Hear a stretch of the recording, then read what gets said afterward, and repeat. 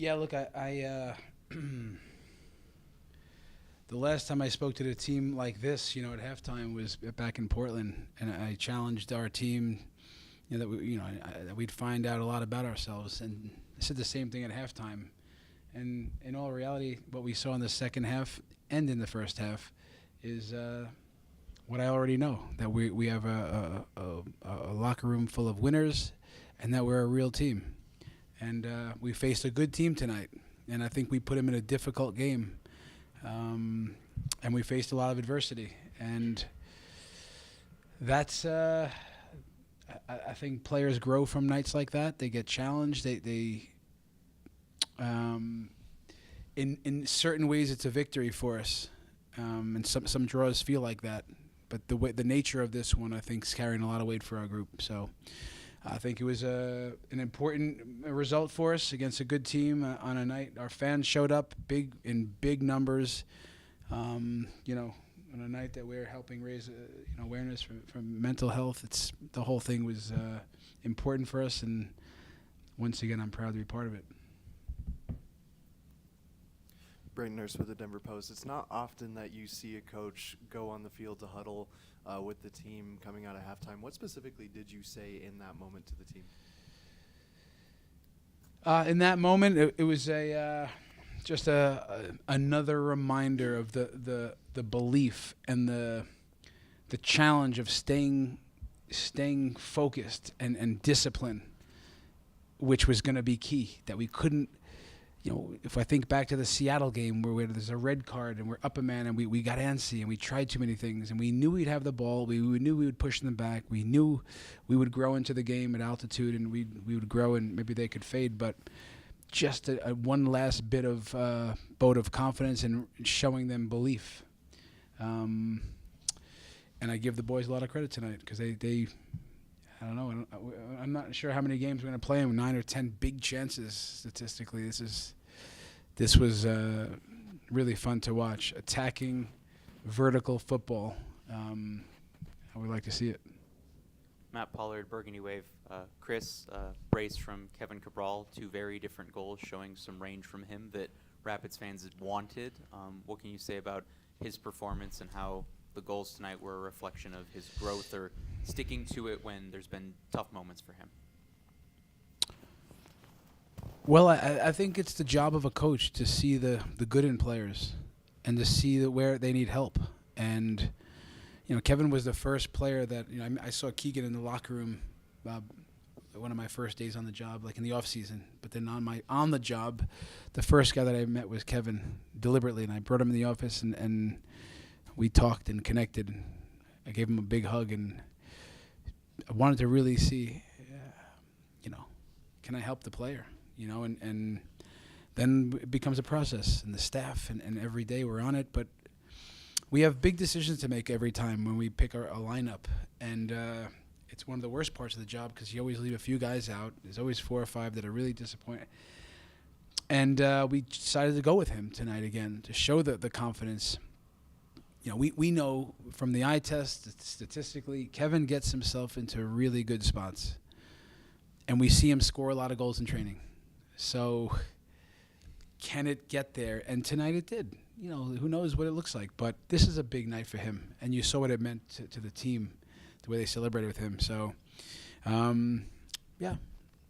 Honestly, I'm not surprised that he scores a few tonight. Hi, Keith Richards, Team NBS Media.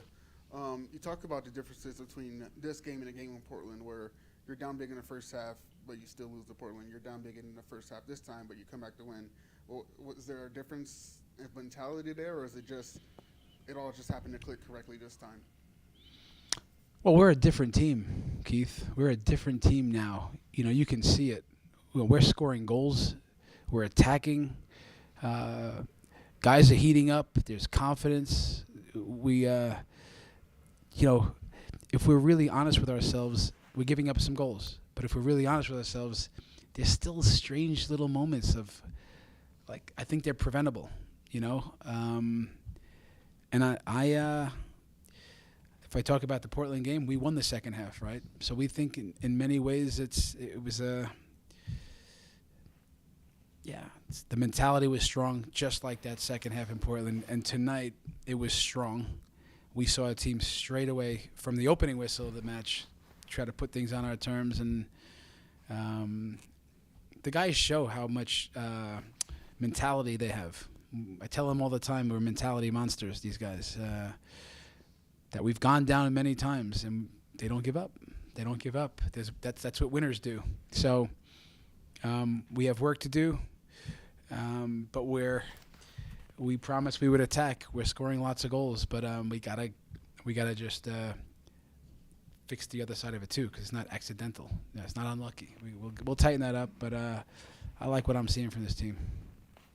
Chris, speaking of mentality monsters, you said in a few press conferences and media availability talking about the team being full of winners and champions, and it might be a little confusing for supporters to see a loss last week against RSL and then a draw tonight and then to call that team champions. And so I'm wondering if you could elaborate on what that means or what precursors or things you seeing that fans don't necessarily see in games that makes you believe and see that. Well, Matt, I've been around the game a long time, Yes. and maybe you have too. I'm not so sure, but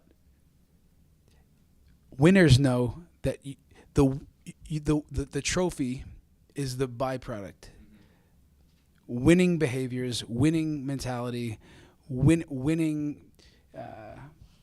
mindset, that comes way before any trophy is lifted. So the belief, the togetherness, the way we work, the style of play. So yeah, and if you're asking the question, it's interesting. But if any of our fans, because they don't let me leave the pitch. All they talk about is how good the team is, and they love what they're seeing. And I'm sure they all watched that game last week, proud of a team that went after it. Again, I think if we, as a coach, I was really proud of that effort in Salt Lake, 5 minutes away from getting the win. So does a loss make you not a winner? So for me, I get to see what you guys don't see. And I see the everyday behaviors. But I'm surprised you do ask that question. Like, you almost like, are we not winners? I mean, these guys, a lot of those guys were there last year. You can see the teams playing very differently, right? So it's for the fans, I'm not so sure it's confusing. I think the question might throw, maybe to get them to think, are they winners? But I think that this team is, we just played against a team that's the hottest team in the Western Conference. They won 4 out of 5 last games on the road. They're points per game highest in the West. So all of a sudden, the Rapids of 23 are supposed to beat all these teams. It's strange. I'm surprised I don't get different types of questions. Maybe. There's a portion of the fan base I interact with that. Yeah. So they would think that what would they say? What are some of the fan base might say? I think they were just confused as to where that was coming from. What was coming from? Where the comment about the team being a group of winners and a group of champions. Yeah, listen, I think the fan base can see. I just saw the fan base. It's fan after fan after fan, thankful that they're seeing a team that goes after it. That's, I'm just a little surprised at the question. That's all. Okay. Thank you for providing the underlying explanation. Yeah. I appreciate it. Sure.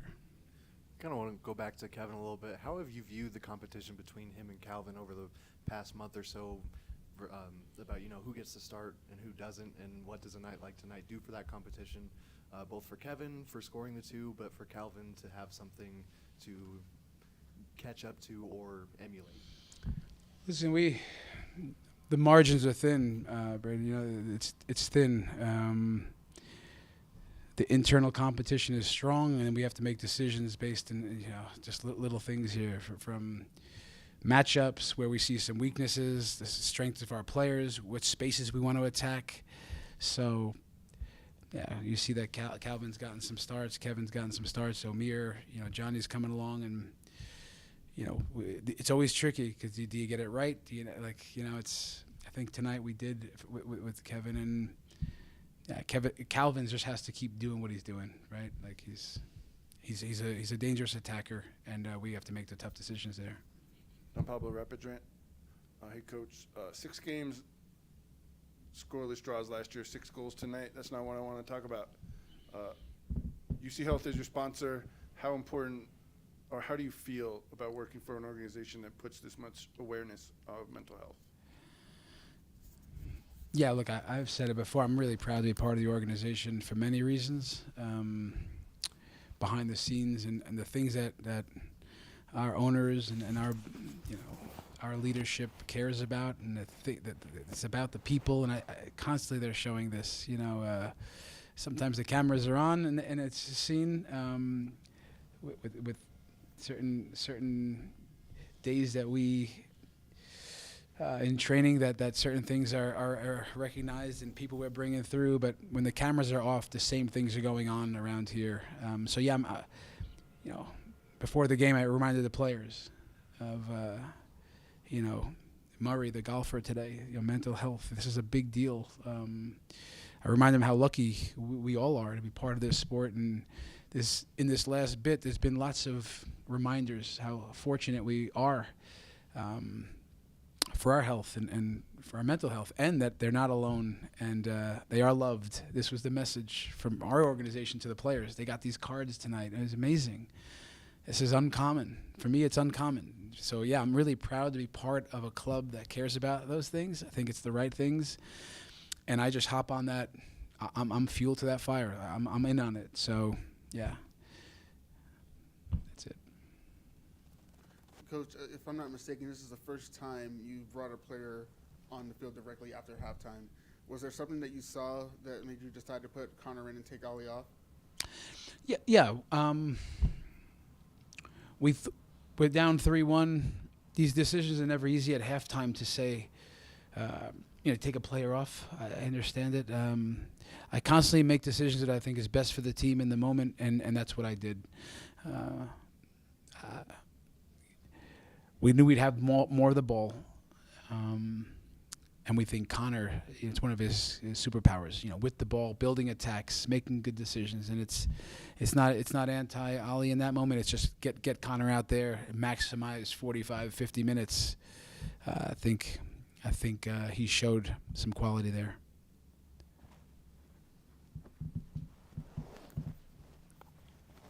Coach, this is now 5 consecutive matches that Hoff has scored in. What have you seen from him gaining confidence, continuing to find the back of the net, connecting with others in the attack to get that? Yeah, Hoffa is such a good fit for us. We want to play with intensity and emotion and verticality and guys that can run, guys that compete, mentality. He ticks so many of the boxes, and you see even, missing a penalty, that he's never afraid. Like it's,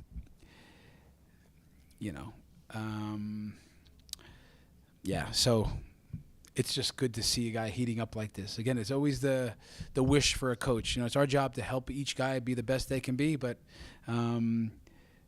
only goals and some of the success can do that for that player. But I'm just happy that the guy, Rafa is playing with confidence. He's getting into spots. He's pretty ruthless around the goal these days, and that's interesting because you can see him and Omir and Georgie, Sammy Vines. For me, best game of the season for him tonight. Just didn't do too many things wrong there, and all those pieces, pulling on the cylinders. Firing on the cylinders around Hoffa, more goals will probably come.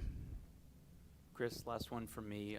You and Eric Ramsey have some familiarity from your time in Manchester and a bit of a different look from Minnesota. Did that surprise you, or how did that affect your approach as you went along through the game? Yeah, look, me and Eric spoke before the game a bit, got together, and just reconnected. We were in the trenches together, and it was great to see him. You talk about a class act, a gentleman, but also a really good football guy. You can see nothing they did tonight was not deserved. Nothing they did was lucky. He has them organized. They can hit you on the counter. A lot of inner belief.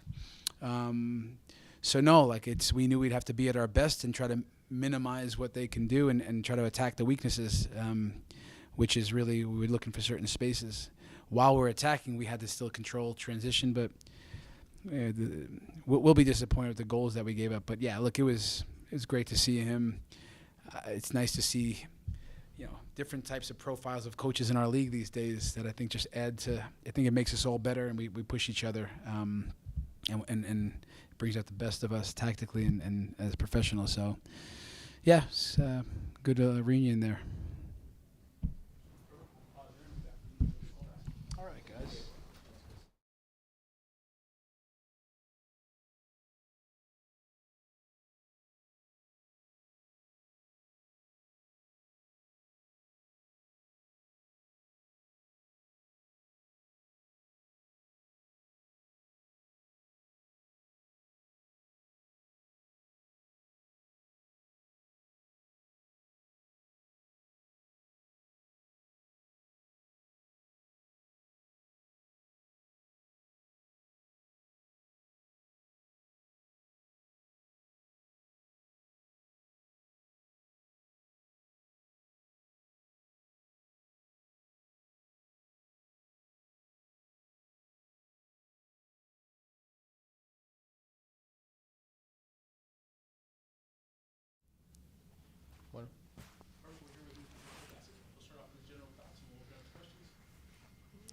Yeah, it was a decent game. I think for the neutral, it was probably fun to watch. I didn't think we played bad. We just had moments where, we lacked a little bit of concentration, a couple second ball moments, which we work on a lot. So I think we're quite frustrated with that, but, resilient to battle back. So I think we can take that positive, but that's obviously one we want to win.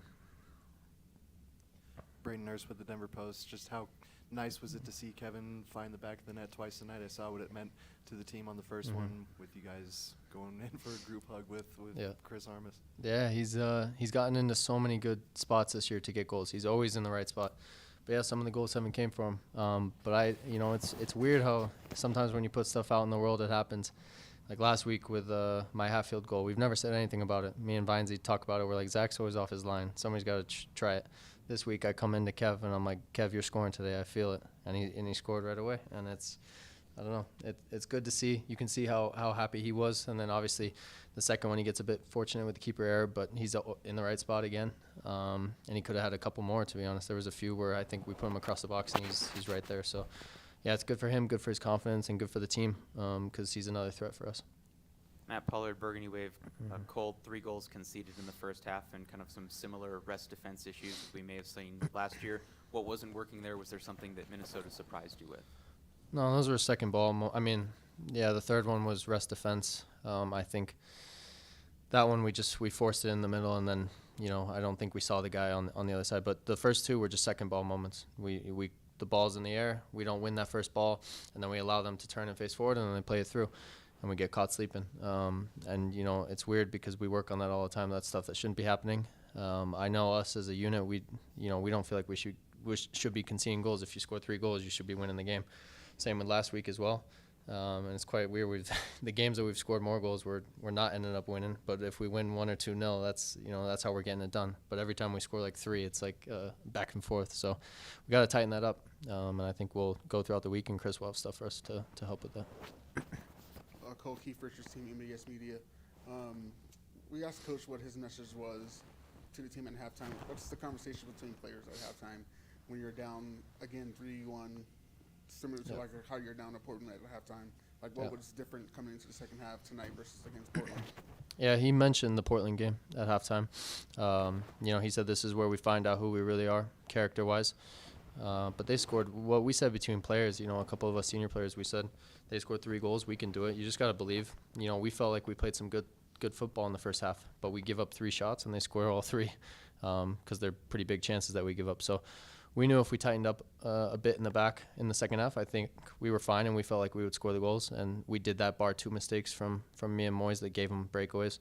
And we got fortunate that they missed both of those. But besides that, I think they didn't really have much in that second half to where it's threatening us. So I thought we tightened it up a bit, and then we did our job out front, in front of goal. But we obviously could have got a 4th. Cole, on paper, we would have said the first 7 games were really, really tough, and you guys emerged from that, I think, decently well. And then, this last schedule hasn't been particularly easy, the way that Vancouver's been. RSL, top of the West. Minnesota, I think, was second coming in today, and you got 2 tough road games next week. How are you feeling about how the team's battle-tested and kind of rolling with the punches given the schedule? Yeah, if we want to be a top team, we got to win these games, and we haven't. But I think we're still right there in it. We've kept ourselves in the pack, in the hunt. I think only Salt Lake's really the team that's kind of pushed a little bit away, but they're only 2 games or so. If you get in form, you can catch them real quick. So besides that, we feel like we're right there, and these are 2 teams that are right with us these next 2 games. So we need to go win these games. It doesn't matter that they're away, but we got to go have that confidence that we can go away with a week break after that and finish this week strong.